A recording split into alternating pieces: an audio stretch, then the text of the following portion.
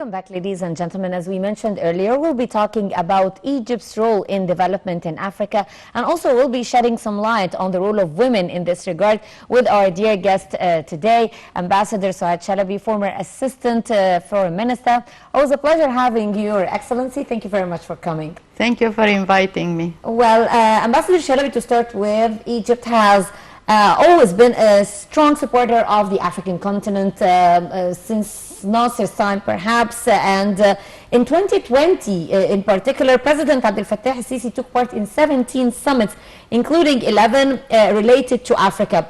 How has the President's visit added momentum to the African continent, and how did this help in reopening or restarting a new chapter with Africa?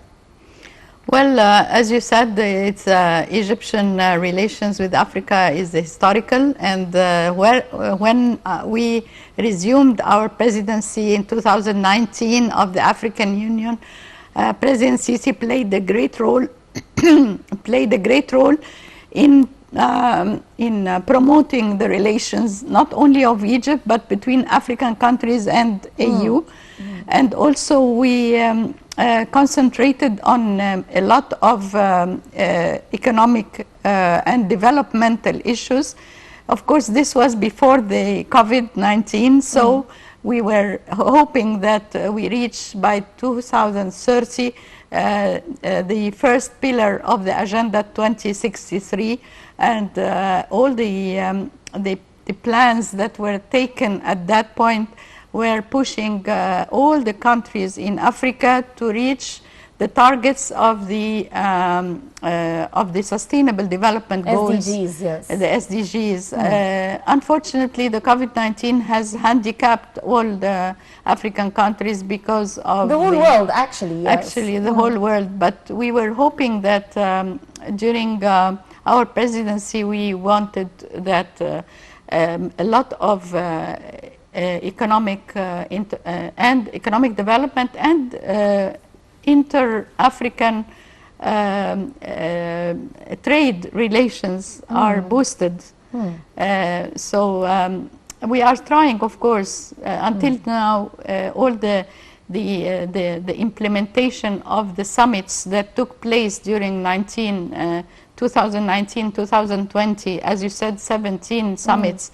This was a big success, success for relations between Egyptian and African countries. So, and also not only African. Actually, one of these summits, or many of these summits, were between Europe and between Russia, between the United States, China. The regional and the international relations were boosted, whether it is between, whether it is on the international level or the regional level. Indeed. In January last year, President Abdel Fattah al-Sisi took part in the UK-Africa, as you mentioned, it was just Egypt-Africa, the UK-Africa Investment Summit, where he said that there were promising and diverse opportunities for Africa's partners. What are the opportunities that the Black continent is offering post-Brexit UK? Well, I read an article about this, and actually there was a statement by the Ministry of Foreign Affairs, the UK, saying that they have reached the target that they wanted to reach in 2021 after the summit that took place in 2020. So that means that there had been a boost for exports, African exports, and also for business, giving the chance to private businesses in order to invest in Africa from UK. That means that there had been guarantees for businessmen, and there had been a lot of steps taken in order to encourage the African businessmen and the UK businessmen to interact and do business together. Yes. We would also like to highlight the role of women when it comes to development in Africa, Your Excellency, because women play a major part in development, and they are very active in Africa. Yes, of course, youth and women are a very big pillar. And if we invest in women and youth, especially in small and medium enterprises, because the youth can and women do not have the luxury of having doing business. So what they do is that they do small projects, and this has been encouraged by many governments in Africa. And in fact, Africa is one of the leaders in the implementation of small and medium enterprises, because the women in Africa are the ones who do small business, and they need encouragement, they need support, and whether it is agriculture, whether it is manufacturing, small industries.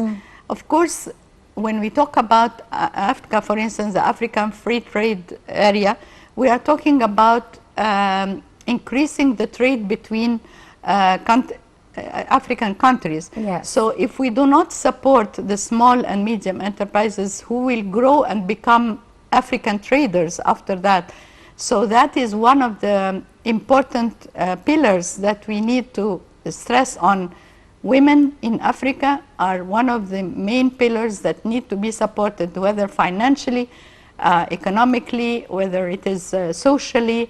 They have to have their role in Africa, so that they can be contributing to the success of the implementation of the projects, of the development projects. Of the development projects, yes. Amid Egypt's efforts to contain the coronavirus pandemic, President Abdel Fattah al-Sisi called repeatedly for Africa's fair share of the coronavirus vaccine through the Global Alliance Summit COVAX. How has Egypt's efforts in this regard succeeded? Well, as you know, there's an unequal distribution of vaccine all over the world, and especially for developing countries like Africa. So we are supporting the fair distribution of vaccines, and we are asking developed countries to offer vaccines freely to African countries. And we as Egyptians, we are trying to manufacture these vaccines in order to provide other countries who are unable to manufacture, unable to buy these vaccines. So, and actually President Sisi has been a part of the different conferences that were focused on providing vaccines for Africa. And this was a very big step that Egypt was supporting its African neighbors and its African countries. Briefly, also, Ambassador Chalabi, I'd like to highlight the initiative launched by Minister of Immigration, Nabila Makram. She launched the initiative that is entitled Egypt's Voice in Africa. How do you see the importance of this initiative? Of course, it's very important. The Minister of Immigration is very active, and she has reached all Egyptians all over the world. And actually there are a lot of Egyptians also working in Africa, and they are experts. The Ministry of Foreign Affairs has provided a lot of expertise to technical experts to Africa, doctors and engineers, and there are many also companies like the Arab contractors who have also been present in 23 countries. So the Egyptian presence in Africa is very important, and for the Minister of Immigration to provide this kind of support to Egyptian-African relations, it's a very good boost also from the Egyptian point of view. Your Excellency, Ambassador Suad Chalabi, former Assistant Foreign Minister, thank you very much for being with us today in Women's World. Always a pleasure and honor having you with us. Thank you very much. Ladies and gentlemen, that's all for this edition of Women's World. I'm Hala Al-Hamalawi, signing off for now.